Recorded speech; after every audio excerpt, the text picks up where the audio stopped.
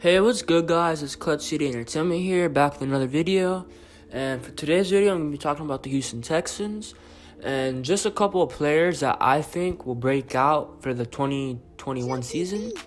We're going to have a bunch of different players on this year's roster. I believe we have like 30 plus transactions this offseason between free agents, trades, and just different stuff like that. And then we still have to account for the rookies that we're going to draft in this year's draft. But a couple of players that I really believe and that I really think are going to break out and have one of their best seasons as a pro yet in the NFL. And my two players are Desmond King and Jonathan Grenard. I say Desmond King because he's been an all-pro cornerback before. He's a very good corner, a very good slot corner. He's returned kicks before, returned punch before. He's just an all-round good football player. In 2017, I believe it was rookie season, with the Los Angeles Chargers, he had 76 combined tackles, 10 assisted tackles, and 4 sacks with 1 interception, and that 1 interception being a 90-yard return. So from that interception, you can tell that he's a pretty good returner, and then he also has a bunch of kick return and punch return yards. I'm not sure exactly how many, but I know it's pretty good. It's a pretty decent amount. It's probably gonna be like our second kick returner behind Andre Roberts, I would assume. But his rookie year, that was a very good season.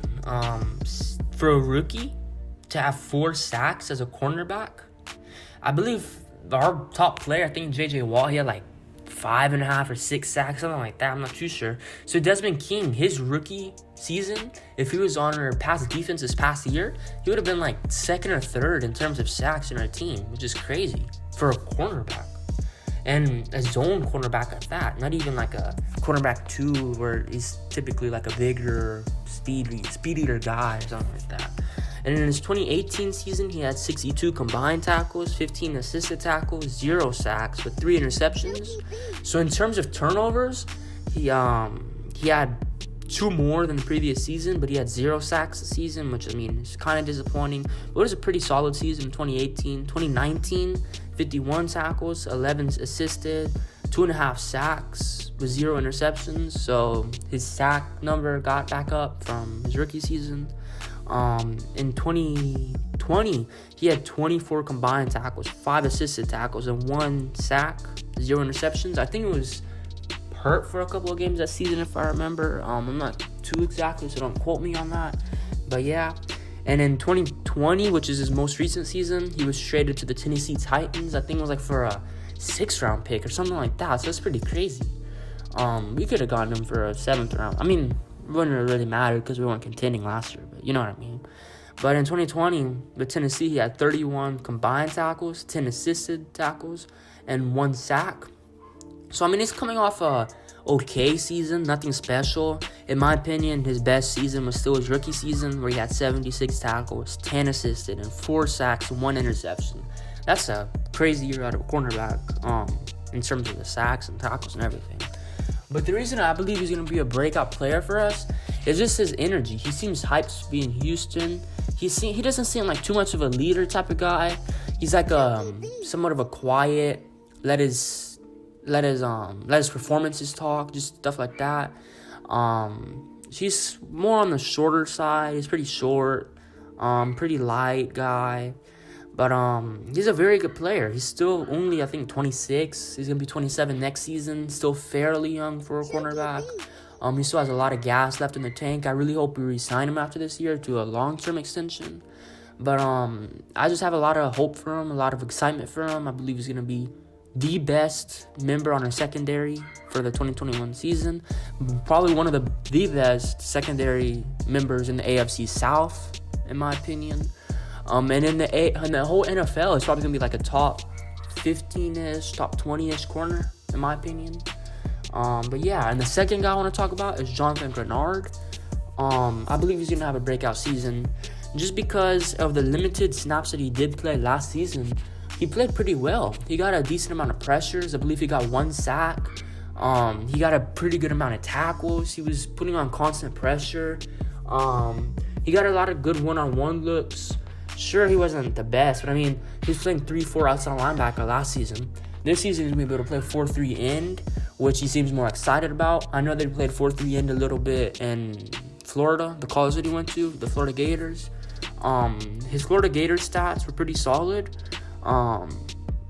And his last season in college, he had 27 tackles, 26 assisted, 53 total tackles, 16 tackles for loss, 10 sacks, and 1 interception.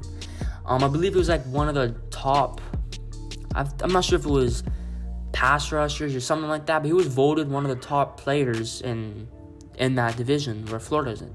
I believe it's like the the SEC, I think it's the SEC that Florida's in. And he transferred from Louisville to Florida in his last season. He played with Florida, but in his previous years, his freshman year, he didn't play. His second season, he played in 9 games, 8 solo tackles, 14 assists, 22 total, 7 tackles for loss, 2.5 sacks, 1 interception. So, I mean, it was a fairly solid year for his first year as a college player. And his second year, sophomore season, he played 13 games, 29 tackles, 19 assisted, 48 total tackles, 15.5 tackles for loss, and 7 sacks. So, I mean, for it to translate from Louisville to Florida, which is a pretty big jump in my opinion. Louisville, I'm not sure how the college worked too much. I watch college, but I'm not like a college addict that knows everything about college and like that. But I'm pretty sure Florida plays a higher competition than Louisville. And for it to translate from Louisville to Florida and for him to play better at Florida, it shows me that he can translate similarly. I know NFL is a major margin ahead of college, and for it to be Florida's not nearly as good as any of the top college teams, but I mean, it's still pretty good. For it to translate from Louisville to Florida, as I said, I can see it translating it to the NFL. I'm going to have a bold prediction for Jonathan Grenard, and I'm going to say he starts at 4-3 left end, and he's going to finish with around 8 to 9 sacks, which would be a very, very good season for a second-year player. I believe he's going to finish around maybe 13, 14 tackles for losses. Total tackles probably like around 40, 50-ish. So, I mean, this is a pretty, very good season for a pass rusher. And it's also a very good run stopper for the very limited snaps that he played last season. He had a few tackles for losses, if I remember correctly. More so in the Titans game. I believe it was like the last game of the season, week 17, where we lost in the last second because our defense can't hold on, as always. But, Jonathan Grenard is my second player. I really have a lot of hope. I really have a lot of excitement. And he's my favorite pass rusher on this team. I also really like Shaq Lawson, but I believe Jonathan Grenard will have a better career than Shaq Lawson when it's all said and done. So, yeah, my two favorite guys, Desmond King, Jonathan Grenard. I really think and I really hope that they have a breakout season. And I think they will just do that. And if those two players can really live up to the expectations that I'm saying, really live up to the hype that I'm talking about, their best seasons yet, I believe we could really be a pretty good defense. To have a very good pass rusher and a very good guy in the secondary that can lead by example. They don't have to lead by being like a Tyrann Mathieu or Jadeveon Clowney type of leader with the vocal. They need to be a leader that shows you how to play on the field. Like Vernon Hargreaves, an example. Like he's not a very good player at all, obviously, but he's a fairly good leader. He's always hyping people up. He's always hyped up, even though he doesn't do anything on the field. But I mean, in terms of personality, I guess he's a decent leader. And I prefer leaders that show by example. It's gonna make other players want to match that. Say, oh hey, Desmond King just got a pick 6. I want to get a pick 6 now.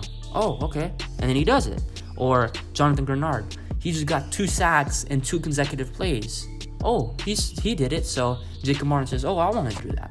So I mean, it's plays like that I really see that can make a difference for this team. And if those 2 players can really play, how I said, I believe we can be a very somewhat dangerous team. Be like a dark horse, maybe for a wild card if the offense can really step it up and do different stuff like that. So yeah. That's going to do it for today's video. I hope you enjoyed. Nothing too special, just a little video, just whatever. Don't forget to like, subscribe, and turn on post notifications, and follow our Instagram, Twitter, and TikTok at Clutch City ENTX. And I hope you guys all have a good day. Peace.